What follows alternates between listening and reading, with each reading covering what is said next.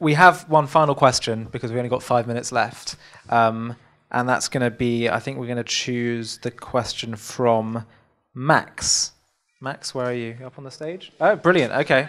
You know what? You can take my microphone. Here you go. Why do bad things happen to good people? All right, you've got 5 minutes to deal with that question, Rabbi. Why do bad things... 5 minutes, plenty of time.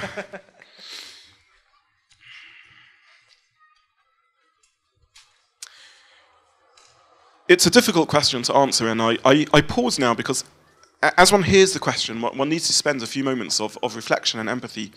I don't think a question like that can be answered before one stops and thinks that, thank God, we live in a blessed and safe part of the world, in a privileged school with a wonderful life and tremendous opportunities open in front of us.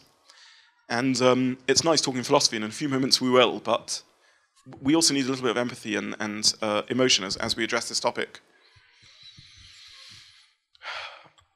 Bad things happen to good people. Well, first of all, there's nothing really in Judaism that tells us that bad things can't happen to good people. We live in a world which isn't perfect.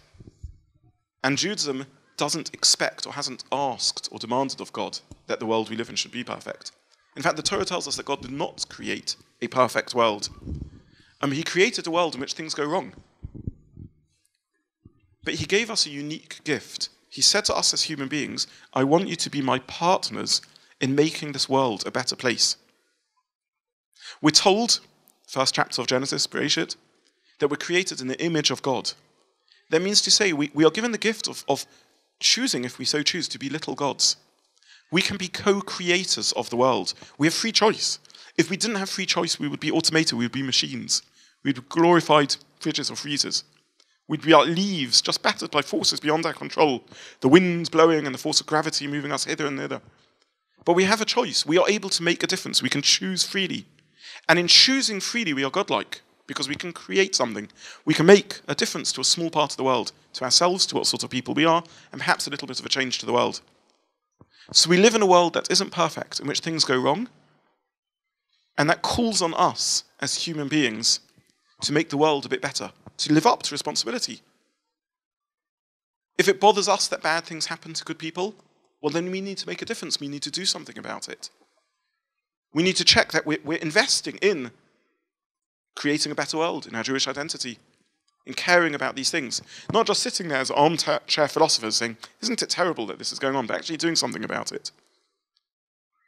So I don't think Judaism claims that we live in a perfect world. It doesn't claim we live in a world in which things that are horrible can't happen. It tells us we have responsibility. Sometimes, and tragically, and very often, the examples that spring to mind about bad things that happen to good people, and this is where it's painful, are things that we humans have done. Not just that we don't live in a perfect world, but we live in a world in which we actively sometimes do evil. And I'm not just here talking about the Holocaust, which is perhaps the most vivid and extreme example that springs to mind, but sometimes through apathy and neglect.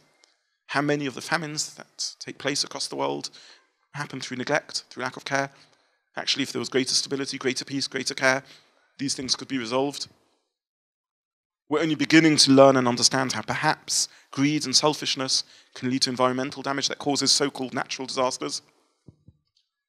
So secondly, I think we need to admit that sometimes we humans bear responsibility for some of the bad that happens. A third point to mention is that as humans, we sometimes only see a small part of the picture. We believe that we humans exist here in the physical world, but we have a consciousness, we have a mind, we have a soul, we have that which transcends that which is merely physical. And sometimes, even in situations of great suffering and great pain, the moral achievements, the spiritual achievements, the heights that people rise to, the heroism that is displayed in difficult times, whether on a national level, a blitz, or on a personal level, when people go through health challenges, the love that they express, their ability to deal with bravery and dignity these difficult experiences, we can't necessarily weigh up and make an equation about what's worth what. No one would choose suffering. But sometimes when people go through suffering, they rise to heights that perhaps weren't always possible. And therefore the third point I would mention is that we sometimes only see a small part of the picture. We don't know what state this leaves the person, that which transcends mere materialism within the person, the mind, the consciousness, the soul of the person. We don't know what effect it has on that person, and therefore what the ultimate picture of human life is. We don't, as Jews, believe that humans are just that which is material. We believe we have a consciousness that lives beyond our material and physical self. And therefore the third point to mention is that maybe if we understood and saw overall the full picture, we would see things differently. And the fourth and final point is that very often what we think of as suffering is merely the cessation of unearned gifts, the stopping of unearned gifts. And here I want to tell you something which I think is so powerful and important, not just from a Jewish perspective in an answer to the question, but maybe if there's one single message I wish I could share with everyone, it's this. We humans wake up every morning, and at the end of our bed is a pile of presents, an enormous pile of presents, thousands of presents. And do you know what they are? They are the seconds of the day that we are about to start. None of us have deserved or earned life. It's a gift that's given to us, a gift that is unearned, that's beyond our control. There's nothing we did to deserve it. And we live in a world in which we're given so much. And sometimes what we experience as suffering is simply a cessation of free gifts. And it's not obvious that you can complain to someone when they stop giving you a free gift. If I kindly and daily give someone a gift of £100, I give someone else a gift of £5, and I give a third person no gift at all, does the person who receives no gift at all have a right to complain to me? Where's your free gift? Where's my free gift? Does the person who gets £20 have the right to complain, why didn't I get £100 a day? And if one day I stop giving out the gifts, does that then justify complaint? Is it unjust somehow that I've kindly given gifts daily and now I stop giving them? And this is where we come to the powerful lesson. At the end of the day, all of us, every single person in this room is going to go through life experiences. Sometimes these will be positive, sometimes they'll be difficult. There's only one thing we can do as human beings. And that's every single moment of our lives, every single day, appreciate what we have. Enjoy it, appreciate it, notice it, because half the time we don't notice it, we're just on autopilot. Stop and think about what it is. We've already spoken about brachot, but the sages actually teach us that every breath can be an enjoyable experience. Every time we breathe, we can say, thank you, God, for that breath. If we focused on it, if we thought about it, we could breathe and experience the gift of life. We could experience godliness in our lives. So the fourth point I want to say is that very often, perhaps not always, but very often, what we see as suffering is simply less gifts given out at that particular moment in time. But just because there's less gifts doesn't mean we shouldn't appreciate what we do have for that moment in time. And it's a painful and sad truth of human psychology that sometimes we only stop and appreciate that what we have when it's threatened.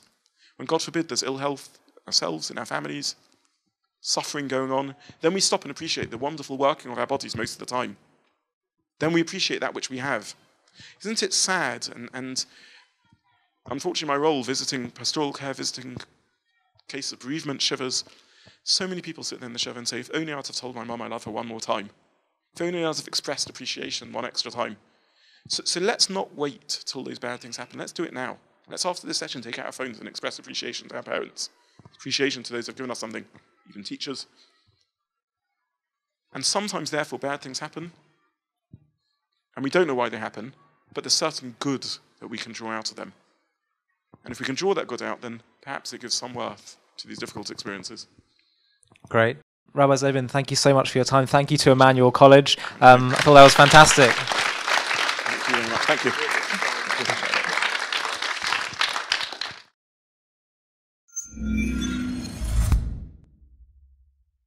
To stay up to date with JTV content, click subscribe here if you're on YouTube and hit the alarm bell.